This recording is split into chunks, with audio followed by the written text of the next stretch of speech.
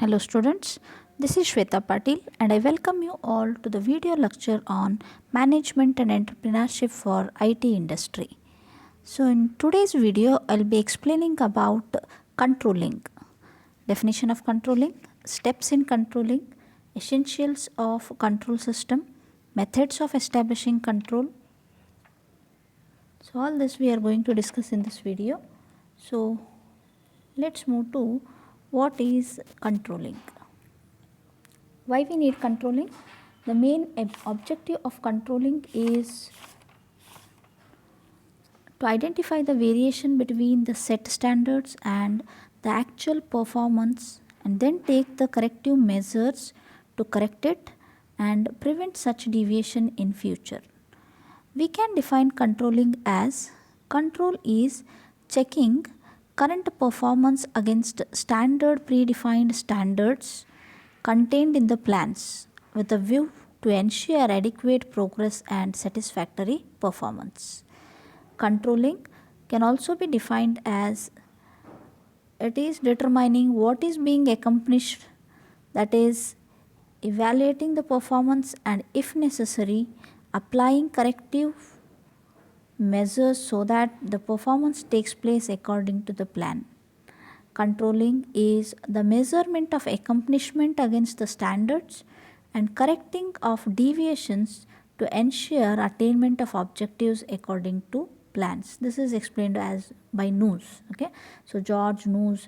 So different experts have defined controlling in different manner. Next is about steps in controlling. What all are the steps in controlling? As we can look at, the 3 steps of controlling are establishing standards. Second is measuring and comparing actual results against the standards. Then third is taking corrective action. So moving to the first, establishing standards. This is the first step in controlling process. The criteria of performance standards are what? The criteria of performance. So these standards may be qualitative or quantitative. So which all come under qualitative? Qualitative is nothing but depending on the quality of the standard, wherein cost should be less, communication should be faster, goodwill, employees moral, all these come under qualitative standards. Okay, qualitative standard. Then quantitative, quantity, how many, how much, all this is quantity, right? So quantitative standards are what all? Number of units produced, profit percentage, standard hours, hours means how many hours, how much hours, total cost, overheads, etc. All these come under what? Quantitative standard. So this is establishing standards. Then measuring and comparing the actual results. Measuring and comparing the actual results with the standards. What is done here? The actual performance is measured against the set aside standards. Some standards will be set aside, and in comparison with the set aside standards, the actual performance will be done. Comparison of the actual performance will be done. If it matches with the set aside standard, then no corrective actions are taken.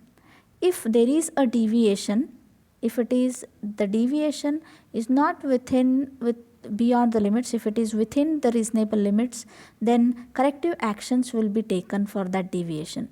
And if the deviation is beyond the reasonable limit, then it will be reported to top level management. This is how standard performance is made or considered to evaluate the actual performance of the person. Okay. Then taking corrective action. After comparing the actual performance with the set standards, and if a deviation is noticed, then corrective actions will be taken. The cause of deviation may be communication, defective system, wrong tools, negligence, lack of training, ineffective supervision, etc. The management has to take the necessary action based on the nature of cause of deviation. What is the nature of cause? What is the reason for cause of the deviation? That has to be identified, and then corrective action has to be taken on the person. So this is taking corrective action. So this all are the steps in controlling. What is it? Establishing of standards. First we will be establishing the standards. Then these standards are used to compare what the actual performance of the persons are. And then if there is no deviation, no measures are taken.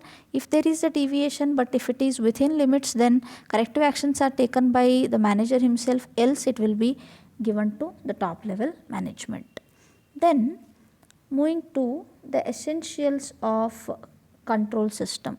What all are the essentials of sound control system? Here you can look at which all are the essentials: feedback, objective, suitability, prompt reporting, forward looking, flexible, economical, simple, effective and operational, and motivation. All these come under essentials of control system. Moving to feedback. What is it? It is the process of adjusting future action based upon the information regarding past performance. First, depending on the past performance, some information is gathered about the past performance. Depending on the information what is gathered, depending on the feedback, the future will be adjusted. Second is objective. Objectives control specify the expected results in clear and define the terms. Okay. Suitability. What is suitability? The control system should be appropriate to the nature and the needs of the activity. Okay. Then prompt reporting. The control system should provide for prompt and timely reporting without delay. Prompt reporting will help prompt reporting will help the managers to take immediate corrective actions before the problem occurs. That means if reporting is done in a prompt manner, then corrective measures will be taken before a big problem occurs. Then moving to forward looking.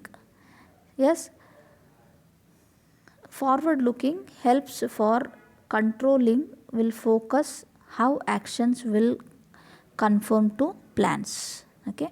Flexible. The standards should be flexible enough. That means they should be altered from time to time and they can be modified. Then economical. The other essential is economical.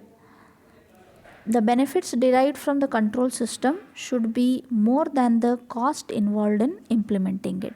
Means benefit should be more, cost involved should be less, then it is economical. Then simple. Control system should be simple in order to understand and to implement. Effective and operational. It should be effective and it should be operational. Then motivation. A good control system should motivate the people to achieve the higher performance. All these are the essentials of sound control system. Then moving to next called as methods of establishing control. I'll just list down the points here listed down: personal observation, budgeting, cost accounting and cost control, break-even analysis, standard costing, return on investment, responsibility accounting, management audit, internal audit, external audit, statistical control reports, Gantt milestone chart, production control, program evaluation and review techniques, critical path method. All these are methods of establishing the control. Let's discuss one by one after the other. Personal observation. The manager personally observes the operation in the workplaces. Who will be observing? Personal observation should be there, and the manager has to observe the workplaces. He has to observe. Okay. Corrected immediately. If any deviations are found, he has to correct them immediately within the time. Okay. Budgeting. Budget is nothing but a statement of anticipated result during a designated time period. Okay.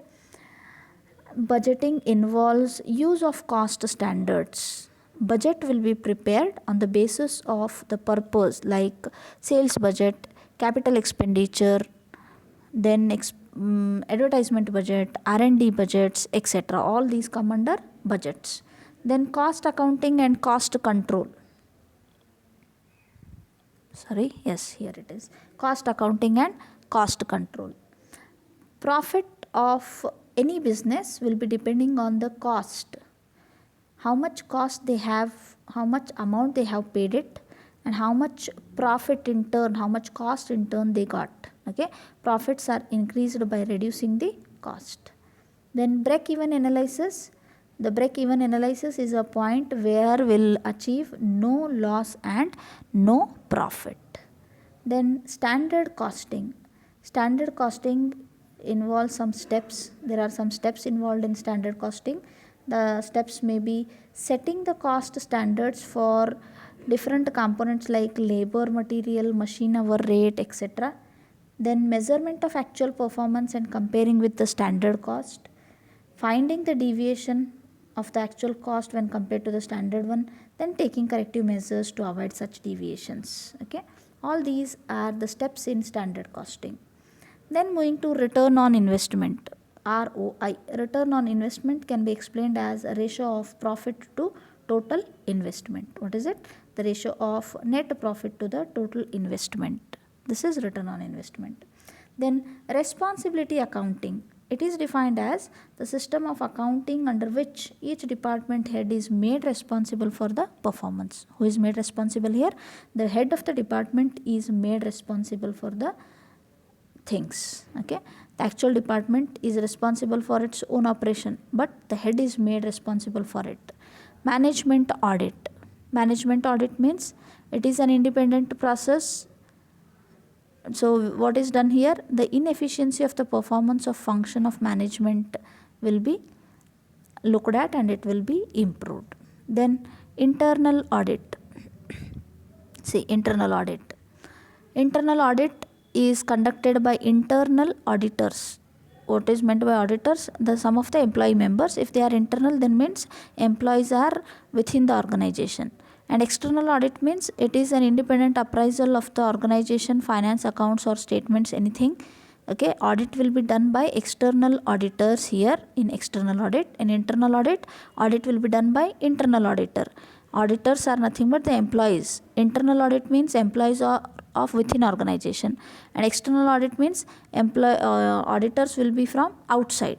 Okay, so this is about internal audit and external audit. External audits are conducted by qualified auditors. Okay, only qualified persons will be there for external auditing. Then statistical control reports means what? It is used by large organizations, quantitative in nature. These reports are very useful in scales, productions, etc. Then Gantt milestone chart. What is the chart is? It is a chart which contains activities versus time. X-axis time, activities on the y-axis. It is widely used to monitor the progress of the projects. Then production control. It is a technique which is necessary for smooth functioning of an organization, where it involves forecasting, planning of production, selection of the process, etc. Then moving to PERT. What is PERT? Program evaluation and review technique.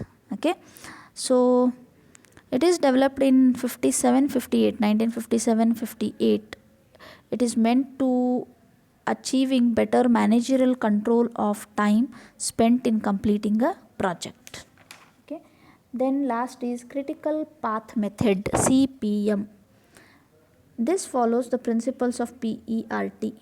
It concentrates mainly on cost rather than duration like PERT. Okay, it is concentrating more on cost than that of the duration. So this is all about what all these are methods of establishing the control. And the next topic we'll discuss the rest of the things. Thank you.